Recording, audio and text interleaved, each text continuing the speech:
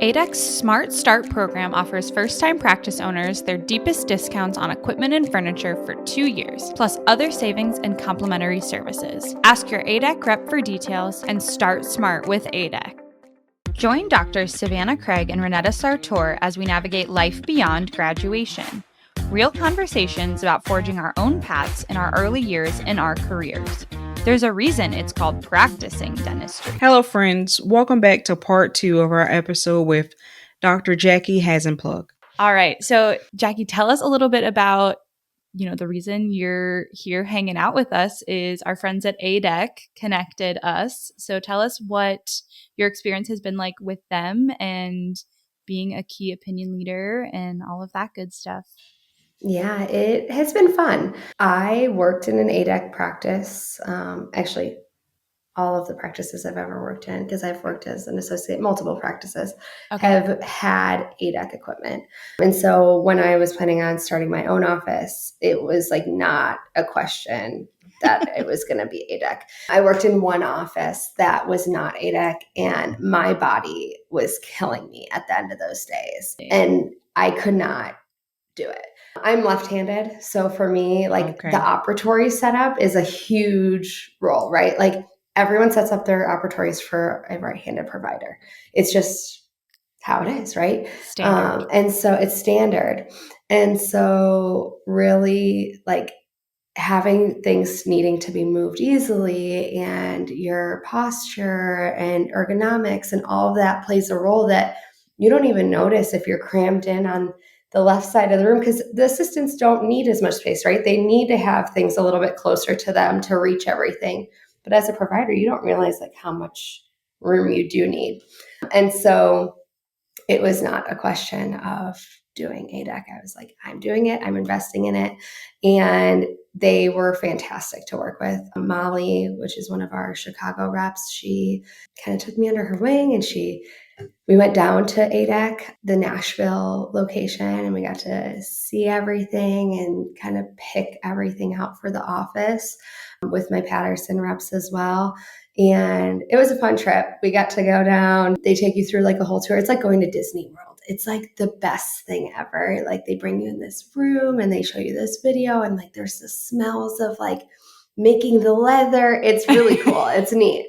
And so I'm I feel like I'm in Disney right now, going through Soarin', And so we did that, and then we got to pick everything out there. And I brought my dad with, and he's my accountant too. And so he's like, "How much is this all going to cost?" I'm like, "Don't worry, Dad. Don't worry about that. Don't ask any questions. It's an investment. There's some write-offs to it. It will all be fine." But once we kind of picked everything out, then it was okay, now we get to pick the colors and all that kind of stuff. And so that's where Molly really came into play, because my Patterson reps, I love them dearly, but they're both men. My dad's a man, right? And they're like, "I don't know, pick whatever color you want." I know, how about this? How about that? And so Molly was key in helping pick out everything with me. So we had fun with it. And so ever since then, I did do the Smart Start program with them. So basically what it is, they can get you all of the details. Don't ask me every question, but call your ADEC rep. Yes, correct. There's a package for startup offices. So if you buy this and buy that and the chair and all that good stuff, it kind of locks in your pricing for 2 years. So that way, as you grow, you're not struggling financially to keep growing in your practice. And so I'm in the process already of building out my third op, and that was super helpful, was being able to have that locked in and know, okay, this is what my pricing is for the next one, so I can prepare to grow. That's really cool. So That's awesome. Yeah, it's been fun. My whole office, I didn't do any cabinet. I did all of their cabinetry. I didn't do any custom cabinetry in the operatories. I just did everything ADEC, because I knew the functionality of it was meant for us practicing as doctors, right? And it's all about the flow, going back to my systems, everything has a bin and everything has a place, and it's the same in every room. So that way, everybody knows. So they help you do that, and they help you with the ergonomics and infection control process. my side cabinets, which I know a lot of people don't do side cabinets anymore, but I like to practice with side cabinets. My side cabinets have like the quick connect to clean my lines and shock my lines. So it's like all right there. So it's easy for my assistants to just be like, okay, let's attach this while I'm cleaning the rest of the room. That's running. I don't have to sit here and like hold it in a bucket and clean everything that way. Cause that's when people start skipping steps. And I was like, I don't want anybody skipping any steps to anything. So if it flows easily, they're more likely to do it. Yeah, less barriers to any of it is good. Exactly. Are all of your ops, well, like obviously your hygiene, but are all of your ops set up left-handed then?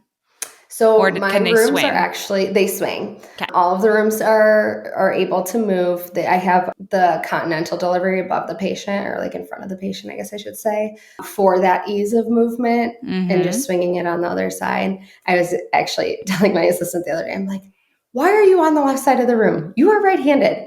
Like she was doing whitening. She's like, but it's over here. I go, I have these rooms specifically for this purpose of moving it to the other side. If you're doing a procedure, do not put yourself in that situation. She's like, okay. I'm like, that's the whole reason my rooms are big, because I don't want anyone to feel constricted. And I know down the road when I have a hygienist, when I have an associate, more than likely they're going to be right-handed. So I want everybody to feel comfortable in our operatories. So that was a big thing, was I was like, I wanted extra space. And that was the cool part of going down to ADEC. They have these like movable walls. So you could see exactly like how big you want your operatories to be, the feel. So like it really changes, like even just a foot makes such a difference, right? Or like even where your rear cabinet goes, like, can I work at the 12 o'clock position or can I not? And when you're building out and everything, there's no walls up and they're asking you how your floor plan is. And you're like, I think that looks good. And it's all drawn on the floor. You're like, I don't know, this whole place feels massive right now. I don't know what it feels like. So that gave me like that feel and be like, okay, I'm confident this is where I want the walls to be. Because once the walls are up, there's no going back. You're not tearing it all down. So you're either going to suck it up or I don't know. So my office was an acquisition, and that was part of my thing. So like I was limited by how long the rooms are. And you're right, all of that stuff makes sense. Like being able to get at 12 o'clock if you got rear delivery and being able to get all of the places, you'd be surprised long term what that does for ergonomics. So, oh my gosh, I can only imagine with the walls being up. I think it would be just as difficult with it not being any walls. To figure it is. to figure out how to do it. Yeah. Well, and it was like funny because especially when we went down to ADEC, right? I was like, okay, Dad, my dad's 6'4". Like, get in the chair. Yeah. And if he fits comfortably in an ADEC chair, right? And I was like, okay, your feet are hanging over the edge, right? Every 6'4" person's feet are going to hang over any chair you have. So I'm like, let's make sure there's enough room at the toe of the chair so they're not kicking my walls and have all these scuff marks. And so I was like, okay, that needs to have this amount of extra space and this.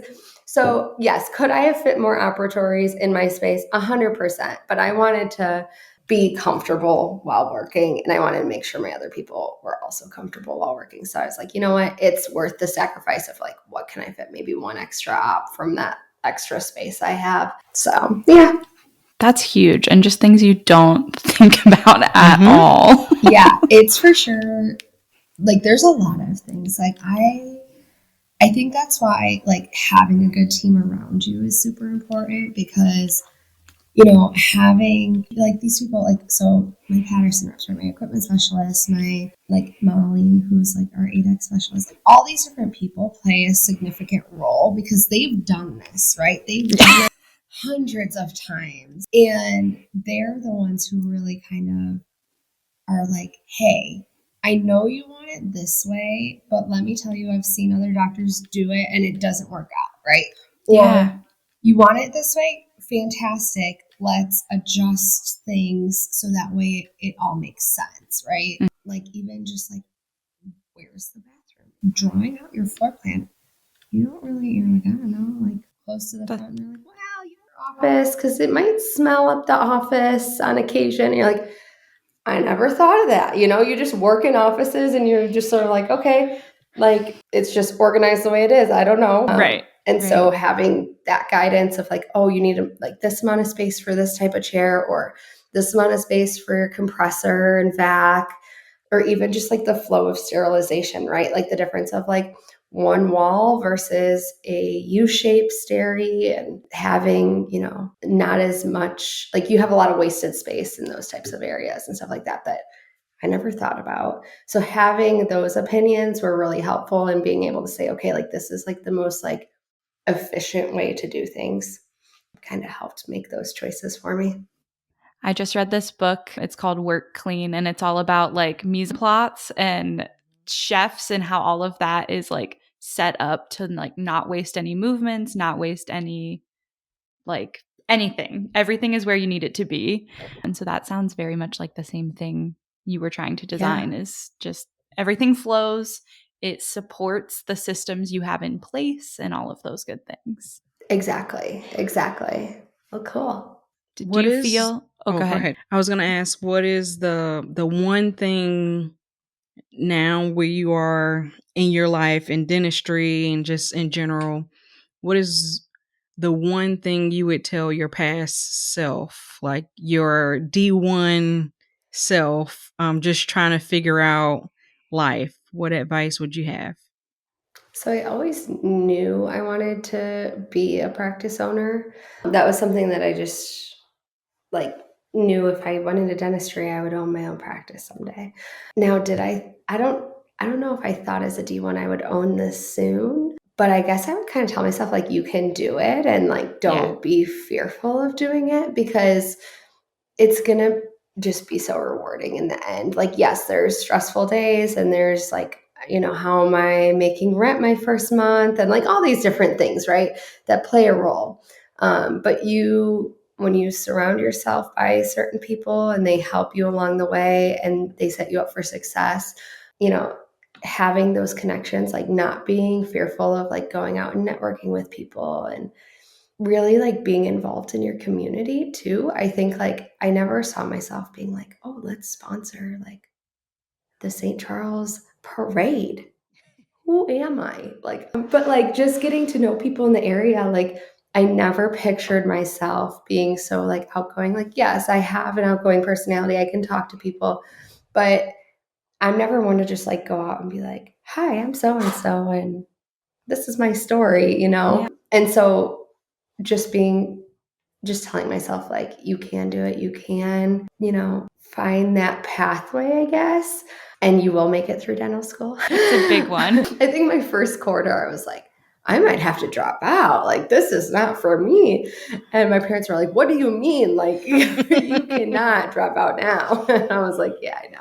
So to like go from like thinking you might not make it to now you're a practice owner is like very crazy. Like, I never expected that. Yeah. That's amazing advice. That's so good. Yeah. Well, Jackie, we want to be respectful of your time and spending your Saturday morning with us. So thank you so much for joining us. Thanks for having me, guys. It was fun. Can you tell our folks where we can find you on social media, or if website. We live in Chicago? Yes. How to get to you? Yeah. You can find me on Instagram. That's probably the easiest way. I have my professional page, which I think is like Dr. Jackie DMD or something like that. Hold on. Yeah. Dr.Jackie_DMD. Or you could follow my practice. That's where I post way more. I don't really post on my professional one as much. Smile Haven Dental Studio. You can also email me at info@yoursmilehaven.com. So awesome. Well, thanks again. This has been awesome. And we'll catch you all next time. Give Dr. Jackie a follow. Thank you for joining us for this episode of Beyond Graduation.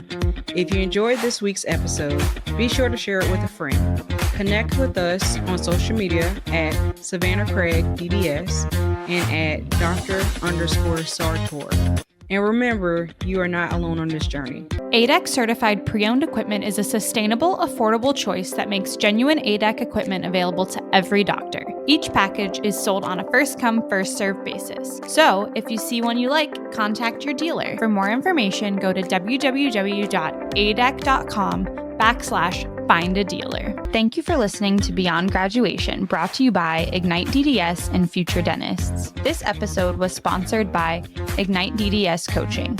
We build self-determined futures. For more information, please reach out to the Ignite DDS team.